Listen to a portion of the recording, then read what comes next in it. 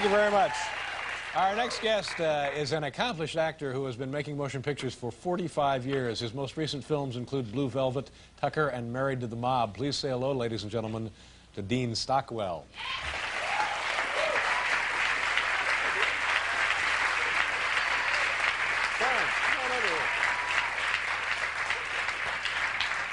Welcome to the program. Oh, my pleasure to be here. Now, can this be absolutely correct? 45 years you've been making films? Doesn't seem like it. No, but it's a long time. What was the first film you made? That's half of the life of the movie industry. Is that right? I found out reading an article about Lillian Gish, and she'd been around a long time, said the industry is 90 years old. It's quite an accomplishment. Yeah, it is. How old were you when you made your first film? I was 7. Is that right? Yes. What was the movie? It was Anchors Away. And with Gene Kelly, Frank Sinatra, Katherine Grayson, yeah. 100 Pianos in the Hollywood Bowl, and Jose Iturbi. My goodness. So this is like big time for a 7-year-old kid. Big time for anybody, wasn't it? It was scary. Yeah.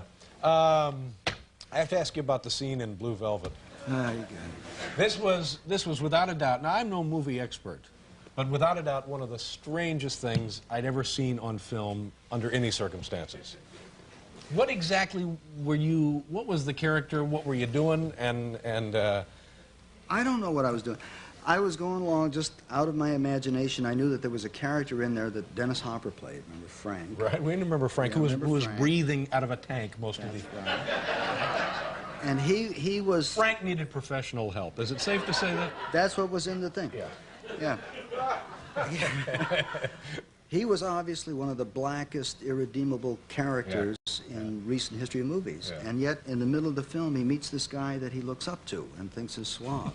So, you were Frank's mentor. That's right. Oh, my God. So I had to be pretty weird, yeah. right? Yeah, and I put the pill in his mouth. So I just thought of the most bizarre character I could come up with, and if it wasn't bizarre enough. But what was the little, and I guess for people who have not seen the film, this is meaningless, but perhaps they'll rent it now and hunt up the scene. But what was that little thing, that little clubhouse you ran there? What exactly was that? Nobody knows. That was Ben's place, and don't go there. Yeah, and I'll get off this in a second, but this scene really kind of made a dent on You really liked this movie, David. I did. I enjoyed the film, but I was really taken by this one scene. And unless I'm mistaken, you were kind of singing into a trouble light. Yes.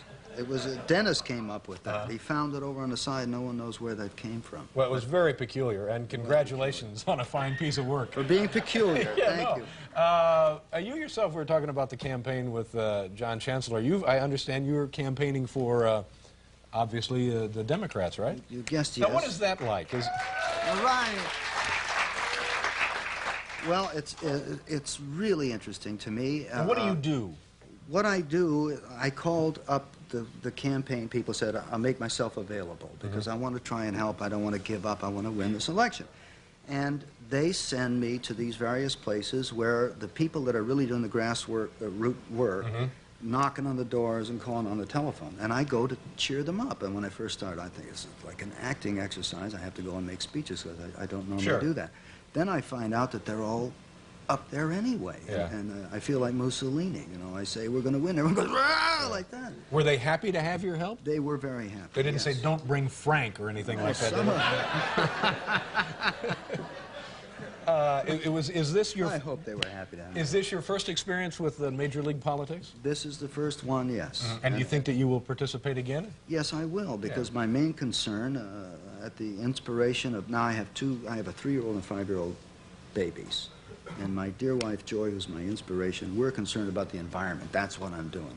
That's why I'm doing this. And I think Dukakis is the one that will help us with the environment. I don't think the B word will.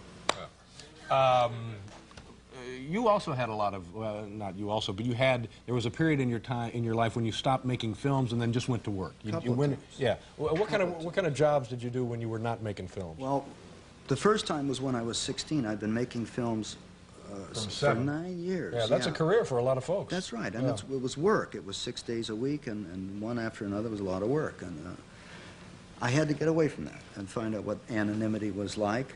So I took what I could get. Because at that point you knew no other life, really. One of your dogs did today. I worked in a bowling alley. Yeah.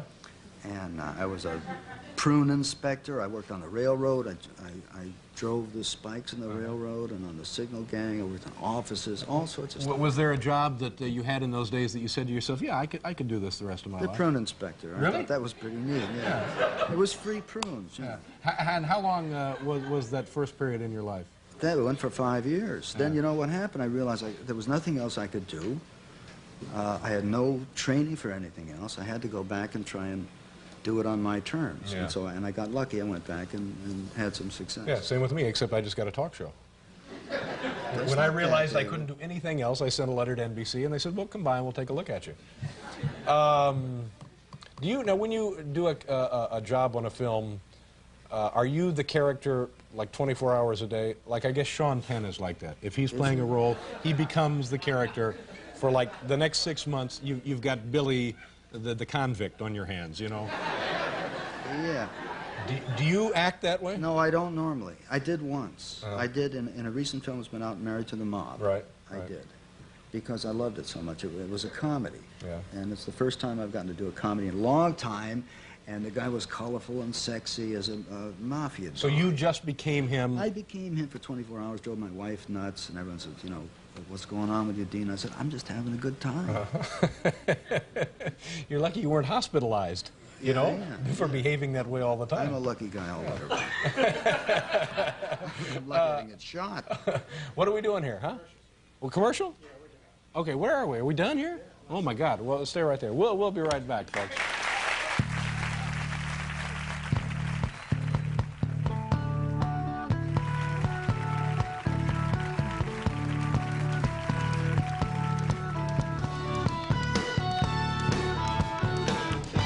Thank you very much, ladies and gentlemen.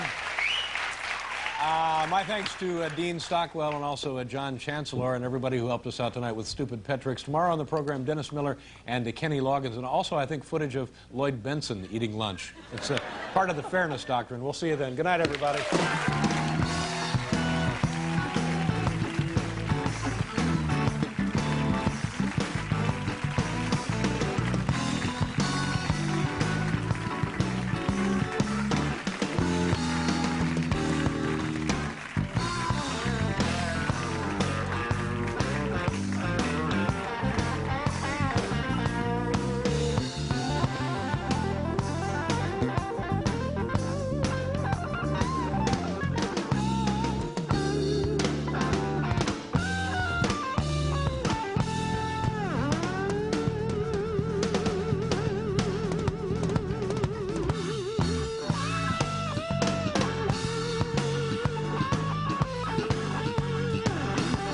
Next, world champ Sugar Ray Leonard talks about his upcoming title fight and what it might be like to fight Mike Tyson on Later with Bob Costas.